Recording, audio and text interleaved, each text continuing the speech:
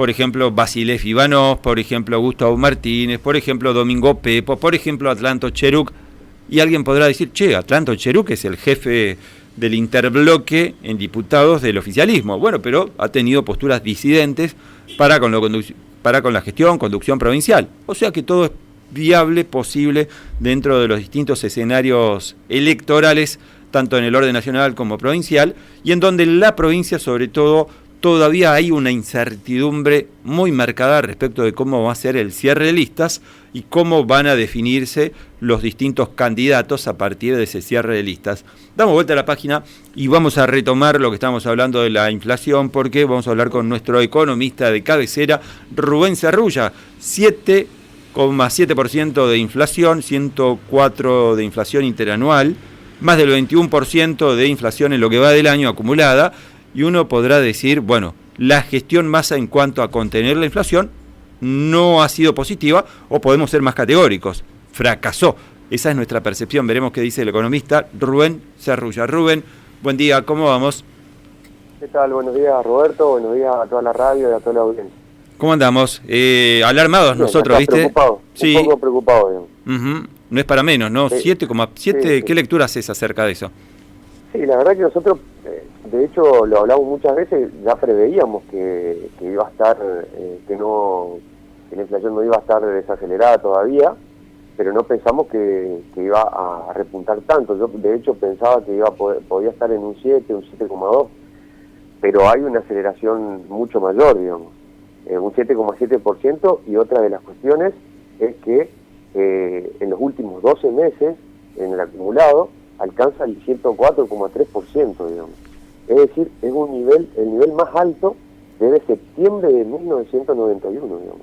O sea, es algo que preocupa, y preocupa mucho, y sobre todo que las medidas que se están tomando que se están llevando adelante, ya como por ejemplo el tema del precio justo, ya ni siquiera tapa el bache, Roberto. Entonces, también preocupa porque no hay una política acertada respecto a cómo combatir la inflación.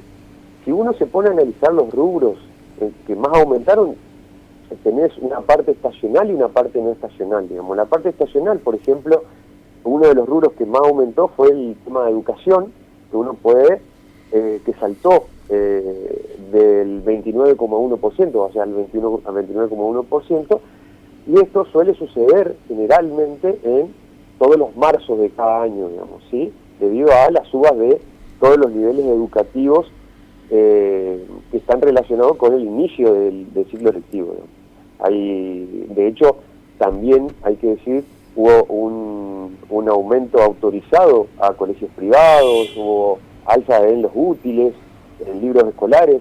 Si bien se trató de plantear un esquema de descuento con la tarjeta tuya, esos aumentos ya habían sido establecidos. Entonces cuando vos te ibas a comprar, ese descuento ya ni siquiera te servía, digamos. Entonces como que la política está llegando con retraso, digamos, ¿no?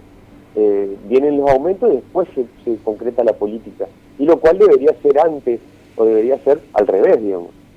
Otra de las cuestiones, el tema de los alimentos y las bebidas, que son los que es lo que más seguimos, porque es lo que justamente consumimos todos los días, y forma parte de la canasta básica de los hogares, digamos. De nuevo, hubo una suba mensual del 9,4%, es decir, recordemos que en febrero fue de 9,8%, o sea, no se movió casi nada. Y esto tiene que ver con dos cuestiones. Por un lado, sí, puede ser el efecto de la sequía, digamos, que la verdad que otra cuestión, que es una de las sequías históricas que estamos sufriendo en la Argentina, pero también de la gripe aviar, digamos, ¿sí? Esto hizo que se consuma, digamos, mucho mayor en los alimentos complementarios, si se quiere, y que por ejemplo, en la carne. Y la carne, al no tener una mayor producción, que también efecto de la sequía, hubo un aumento del 10%, ¿sí? Esto también formó parte de este 7,7% de inflación. Y dentro de esos alimentos y bebidas, fíjense que los aumentos que más o fuertemente aumentaron fueron los componentes como frutas, como verduras. Imagínate, Roberto, la lechuga aumentó el 58,5%. No, tremendo, es decir, tremendo. O sea, 58,5%. La verdad que es muy por encima de lo que se preveía. Y por otro lado, otra de los rubros que por ahí uno puede decir que también es estacional, tiene que ver con indumentaria, ¿no? Que creció un 9,4%. También uno puede atribuirle a la temporada de invierno que estamos comenzando, pero acá hay unas cuestiones. La variación en 12 meses fue de 118,8%. Es decir, muy por encima de la inflación, digamos, que estamos viendo, digamos, ¿no? Entonces, ahí tenés también respecto a cuáles fueron las causas. Si uno se pone a analizar más minuciosamente, Roberto, tenemos de vuelta esto de la inercia especulativa. O sea, tenemos no se ha podido romper todavía con la inercia especulativa. ¿Y por qué no se logró eso? ¿Por qué no se logró eso, Rubén? ¿Por falta de voluntad política, por falta de planificación, por falta de no tener un plan? ¿Por qué? ¿Por qué no se logró eso que vos estás marcando hace rato como central, pero que sin embargo parece que el gobierno no lo puede enfrentar o se muestra impotente o no tiene intención de enfrentarlo?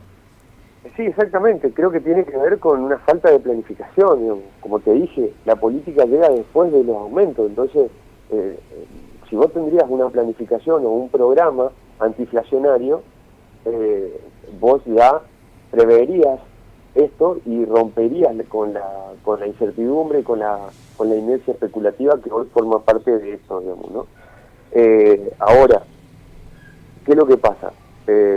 Ya tenías anunciado, por ejemplo, un aumento de los combustibles del 4%. De hecho, hoy aumentan los combustibles un 4%, pero también anunciaron un aumento de los combustibles todos los meses hasta agosto. La pucha. Entonces vos ya tenés ahí, digamos, si ya comunicaste esto, esto va a ser tomado por los sectores especulativos que vienen empujando y que vienen acelerando, y por supuesto que lo que van a hacer no se va a desacelerar.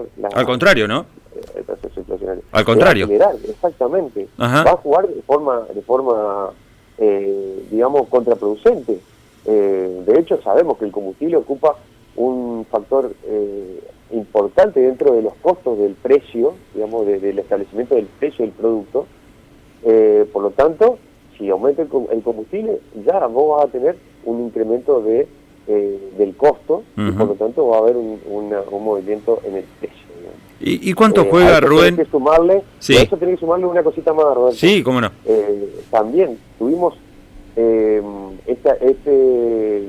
digamos, esta semana se movió el dólar blue al 400 pesos, nuevamente un dólar ilegal a 400 pesos, muy por encima del oficial, y se da en un marco donde se planteó una de las medidas del ministro de Economía, fue el dólar soja.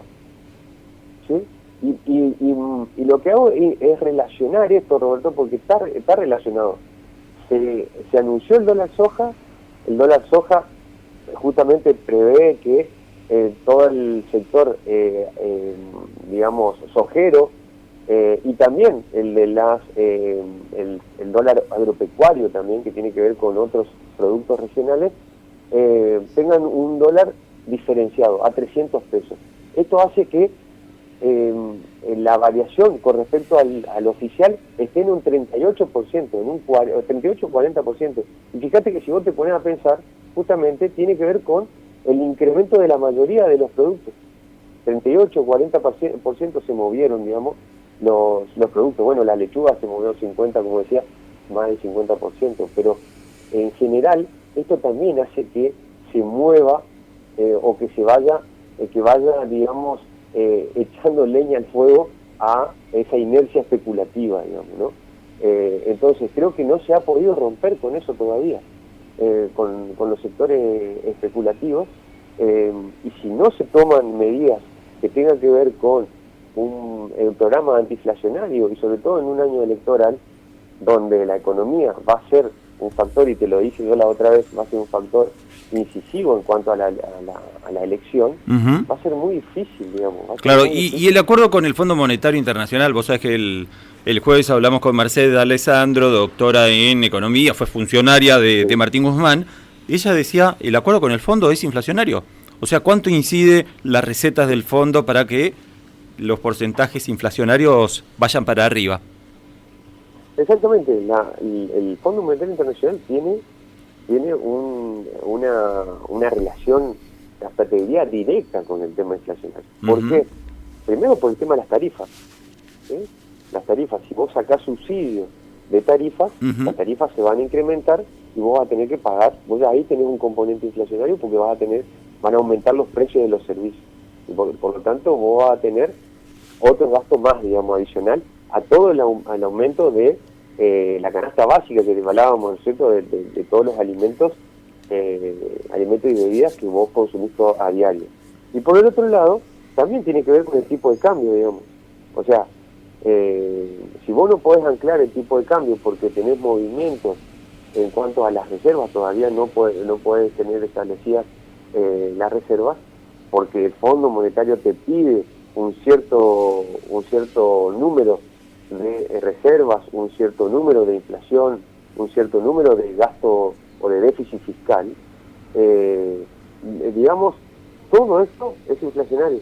O sea, es un combo inflacionario que lo que te va a hacer a vos es acelerar más repetitivamente, y de hecho yo no veo en los meses próximos una desaceleración. Claro, la perspectiva no es positiva, entonces digamos. El panorama, la proyección no es buena. Exactamente, no veo una proyección positiva, y se va a mantener un 7%, por lo menos hasta que, y yo estoy esperanzado todavía, de que se pueda rediscutir ese acuerdo con el fondo, Roberto. Estas visitas de Sergio Massa, digamos, a Washington y reunirse de nuevo con los directores del fondo, creo que tiene que tener tiene que plantearse eso en la mesa, digamos. O sea, no se puede cumplir con la receta del Fondo Monetario Internacional. No hay forma. No hay forma en este contexto, donde vos también de vuelta tenés una cuestión extraordinaria que tiene que ver con la sequía, por ejemplo. ¿Entendés? Sequía que te agudiza la crisis económica, y eso viene justamente también, digamos, reforzado con la crisis, con la gripe aviar, digamos. Claro, y lo ves a Massa plantándose, Rubén, diciendo, no, mire, la verdad no podemos cumplir, porque hasta ahora parece que la Argentina va sumamente debilitada a negociar. No va a imponer, al contrario, va a acatar todo lo que le dicen desde el fondo. No se ha mostrado Argentina fuerte a la hora, ¿no? Ha tenido una actitud bastante achicada, ¿no? Bastante chiquita, bien chiquita. Te diría, el ministro de Economía ha tenido ha mostrado digamos, un carácter débil respecto a la dirección, y no se ha planteado, no se ha hecho ningún documento tampoco respecto a todo lo que estamos atravesando, y respecto a al posicionamiento y rediscusión del Fondo Monetario Internacional. Yo te decía la otra vez, ahora de vuelta surge lo del UNASUR. El UNASUR es un espacio para justamente respaldarse, buscar respaldo de los países vecinos, regionales, y que puedan justamente todos juntos empujar y plantear, digamos, o respaldar a la Argentina en este momento, donde todos los dólares que ingresan van a parar al Fondo Monetario Internacional. Si vos no tenés dólares para poder importar herramientas, importar maquinaria, importar insumos que vayan a la industria, o que vayan a la pequeña empresa, o que vayan destinados al crecimiento, va a ser difícil que nosotros tengamos este año crecimiento económico, ¿no? O vamos a tener un crecimiento nulo, o vamos a tener un crecimiento del 1, del 2%. Y es difícil, si no tenés crecimiento, poder, sobre todo, distribuir y sobre todo mejorar las condiciones de vida de los trabajadores y trabajadoras, ¿no? Totalmente. Rubén, un abrazo grande y será hasta la próxima. Así será, Roberto. Un saludo a toda la radio, a todos los días. Dale, perfecto. Gracias, Rubén. Será hasta el próximo contacto en donde volveremos a hablar de economía. Clarísimo Rubén Zarrulla diciendo, bueno, si Argentina no crece, no va a poder redistribuir, achicar la diferencia entre los que más ganan y los que menos ganan. Y un detalle que se puede agregar a esto que marcaba Rubén. El dato de que Argentina creció el año 2021 un 10%, creció el año pasado entre un 5 y 6% en su actividad económica y aún así no achicó la brecha. Con crecimiento, al contrario, los ricos se hicieron más ricos, los pobres se hicieron más pobres, eso con crecimiento. Imagínense ustedes en un marco de alta inflación, sin crecimiento, ¿cómo va a redistribuir? Sería impensado, imposible. Sobre todo para un gobierno que se ha mostrado débil a la hora de imponer condiciones en cuestiones económicas. Damos vuelta a la página, vamos a hablar con Leandro Esdero.